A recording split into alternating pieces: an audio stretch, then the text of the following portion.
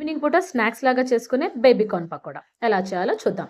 అందుకోసం ఫస్ట్ ఒక డబరలో ఒక గ్లాస్ వాటర్ తీసుకొని, అందులో లైట్‌గా సాల్ట్ వేసి దాన్ని ఉడకనివ్వండి. అంతలోగా ఇలా బేబీ కార్న్‌ని కట్ చేసి రెడీగా పెట్టుకోవాలి. ఇప్పుడు ఆ నీళ్లు కాగిన తర్వాత అందులో ఈ బేబీ కార్న్ అంతా వేసేసి ఒక 10 మినిట్స్ ఉడకనివ్వండి. మరీ ఎక్కువ సేపు కాకుండా. ఈ విధంగా వచ్చిన తర్వాత స్టవ్ ఆఫ్ చేసేసి దాన్ని వడగట్టి వేరే గిన్నెలో తీసుకొని, అందులో రుచికి సరిపడా సాల్ట్, మిరప్పొడి, garam masala, food colour, corn flour ఒక స్పూన్, మైదా పిండి ఒక స్పూన్, అలాగే ఒక స్పూన్ ఆయిల్ వేసి మొత్తాన్ని బాగా మిక్స్ చేసేసి ఒక అరగంట సేపు మ్యారినేట్ చేసి పక్కన పెట్టుకోండి.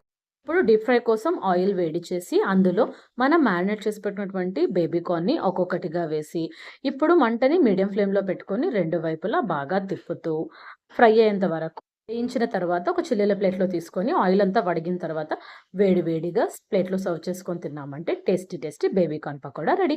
ఈ వీడియో మీకు నచ్చితే లైక్ చేయండి. అలాగే రెసిపీలందరూ